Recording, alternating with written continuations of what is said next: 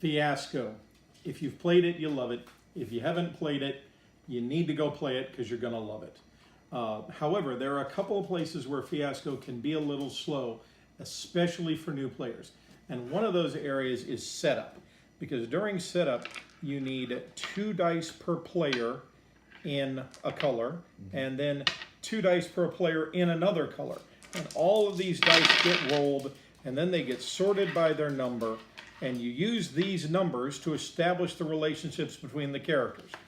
Jarrod and I would have an index card between us, and that index card is going to say how we know each other, or how we're related, or how we're rivals, and that index card is going to tell us some point of dramatic tension between us.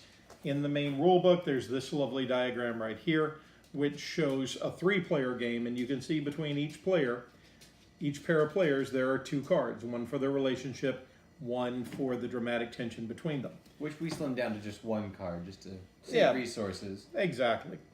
Now the problem is when you sit down with new players, they easily get overwhelmed by all these dice.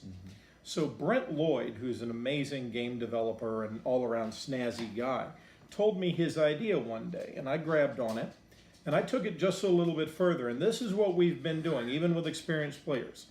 We still go ahead and we get out 2 dice per player in each color, and they all just go in a bag. And when it's your turn during setup, you roll that 1 die. Now, in Fiasco, again, there are going to be 4 things. First, we're going to handle relationships. So in this case, I have out the High School USA set. And so you'll notice, for instance, under relationships, chained for life is a possibility. And then there are 6 things that can happen under there. Then we have SBFFs, and we have the dead and me, and so on, and so the devil and me, and so on and so on. What we do is we say, okay, you've taken a die out, you've rolled it. The first time around the table, this die can only be used to handle the top category. So a 3 means it's the devil and me. And you're going to look at the players and decide which pair of players are going to get the devil and me written down for them. And we go all the way around the table doing that. When we get to the last player who's pulling a die out, that player doesn't have to roll the die. That player knows who they're giving a thing to, so we let them pick which of the 6 things they're getting. Now, once everybody's done that, now everybody has handled their top part of the relationship. So how do we go in? So now some dice have been taken out. We're coming into the next round.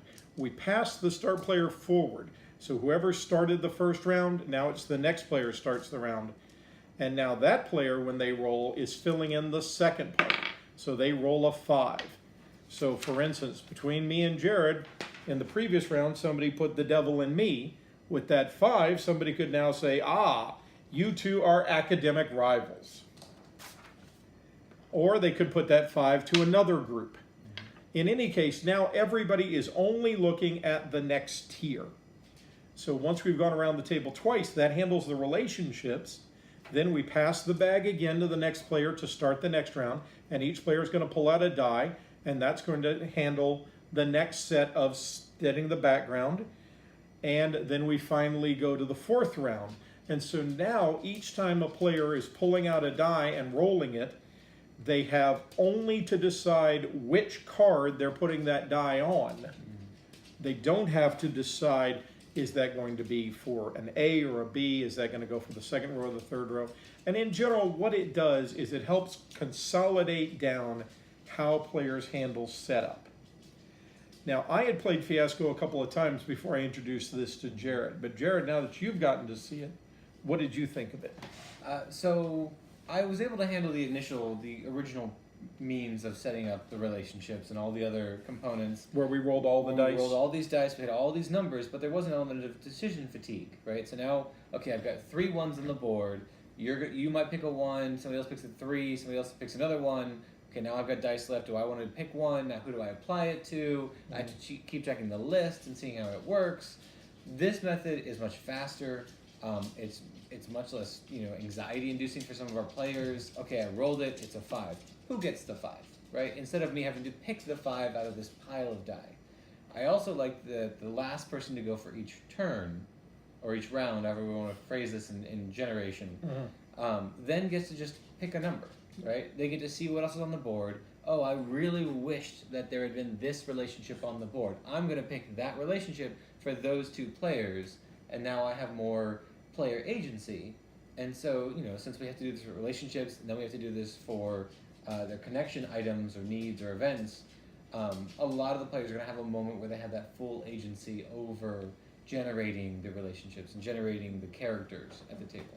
So that set the die at any setting, that's a rule from standard Fiasco. Oh, is it? Except it's not until you get down to the very last die after all the setup. And what we've done is we've made relationships, last die of the relationships is wild.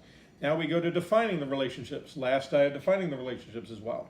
Then we go to object location need, the last die of object location need is wild. And then we finally get to defining them, the last die is wild. But again, you know exactly what card you're putting it on because we're doing these things in rounds. Yes. We're doing all the overall relationship, then we're doing all the defined relationship. And so that way you know what card you're putting it on. You just have to pick what do you want to pick for that card. So it much more narrows the relationships. The other thing I've been doing is I don't even bring out objects, locations, and needs until relationships are done. So when players are first setting up, we have relationships out, and that is all that's out. Once we've defined the major relationship and the subcategory for relationships, then I put these cards away. Then I go back to the notebook and I get out the sheets for needs or objects or locations. And only then do we move to that. So again, it's meant to kind of help people focus and keep it moving a little bit faster so we can get to the really fun part, which is playing the game. It also saves table space. I mean, we ran a table of 8 people at one point. We've run as many as 8. 8 was a bit brutal. Yes.